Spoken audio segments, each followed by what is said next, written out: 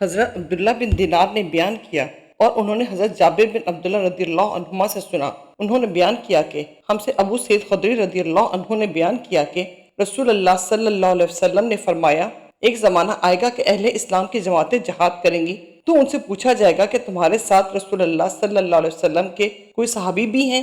وہ کہیں گے کہ ہاں ہیں، تب ان کی فتح ہوگی۔ پھر ایک ایسا زمانہ آئے گا کہ مسلمانوں کی جماعتیں جہاد کریں گی اور اس موقع پر یہ پوچھا جائے گا کیا یہاں رسول اللہ صلی اللہ علیہ وسلم کے صحابی کی صحبت اٹھانے والے تابعی بھی موجود ہیں؟ جواب ہوگا کہ ہاں ہیں، اور ان کے ذریعے فتح کی دعا مانگی جائے گی۔ اس کے بعد ایک زمانہ ایسا آئے گا کہ مسلمانوں کی جماعتیں جہاد کریں گی اور اس وقت سوال اٹھے گا کہ یہاں کوئی بزرگ ایسے ہیں جو رسول اللہ صلی اللہ علیہ وسلم کے صحابہ کے شاگردوں میں سے کسی بزرگ کی صحبت میں رہے ہوں؟ جواب ہوگا کہ ہاں ہیں، تو ان کے ذریعے فتح کی دعا مانگی جائے گی، پھر ان کی فتح ہوگی۔ صحیح بخاری حدیث نمبر 3649۔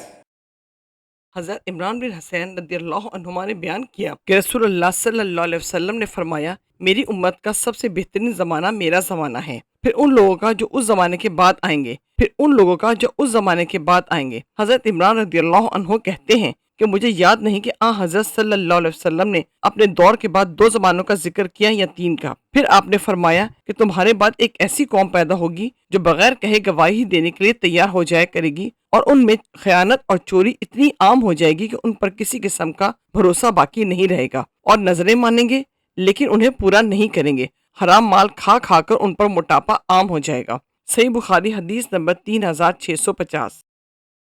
حضرت ابوبکر رضی اللہ عنہ نے بیان کیا کہ جب ہم غار ثور میں چھپے تھے تو میں نے رسول اللہ صلی اللہ علیہ وسلم سے عرض کیا کہ اگر مشرکین کے کسی آدمی نے اپنے قدموں پر نظر ڈالی تو وہ ضرور ہم کو دیکھ لے گا۔ اس پر حضرت صلی اللہ علیہ وسلم نے فرمایا، اے ابوبکر، ان 2 کا کوئی کیا بگاڑ سکتا ہے جن کے ساتھ تیسرا اللہ تعالیٰ ہے۔ صحیح بخاری حدیث نمبر 3653۔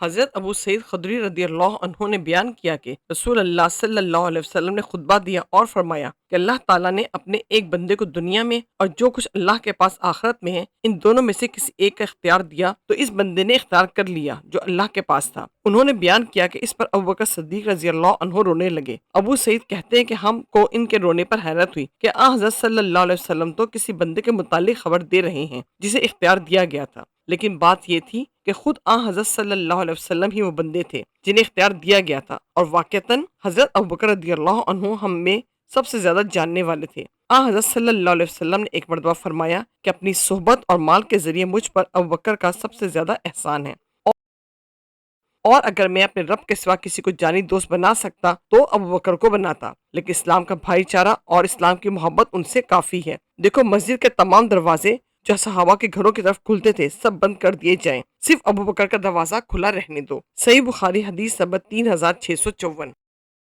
عبداللہ بن عباس رضی اللہ عنہما نے بیان کیا کہ نبی کریم صلی اللہ علیہ وسلم نے فرمایا، اگر اپنی امت کے کسی فرد کو اپنا جانی دوست بنا سکتا تو ابوبکر کو بناتا، لیکن وہ میرے دینی بھائی اور میرے دوست ہیں۔ صحیح بخاری حدیث نمبر 3656۔ حضرت ابو دردہ رضی اللہ عنہ نے بیان کیا کہ میں نبی کریم صلی اللہ علیہ وسلم کی خدمت میں حاضر تھا کہ حضرت ابوبکر رضی اللہ عنہ اپنے کپڑے کا کنارے پکڑے ہوئے گھٹنا کھولے ہوئے آئے۔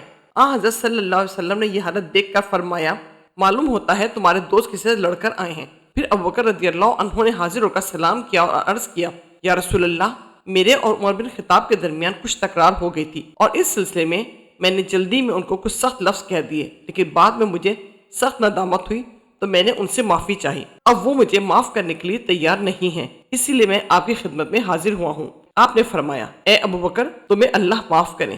3 مرتبہ آپ نے یہ ارشاد فرمایا۔ حضرت عمر رضی اللہ عنہ کو بھی ندامت ہوئی اور وہ حضرت ابوبکر رضی اللہ عنہ کے گھر پہنچا اور پوچھا، کیا ابوبکر گھر پر موجود ہیں؟ معلوم ہوا کہ نہیں، تو آپ بھی نبی کریم صلی اللہ علیہ وسلم کی خدمت میں حاضر ہوئے اور سلام کیے۔ حضرت صلی اللہ علیہ وسلم کا چہرہ مبارک غصے سے بدل گیا اور ابوبکر رضی اللہ عنہ ڈر گئے اور گھٹنوں کے بل بیٹھ کر عرض کرنے لگے، یا رسول اللہ، اللہ کی قسم زیادتی میری ہی طرف سے تھی۔ 2 مرتبہ یہ جملہ کہا۔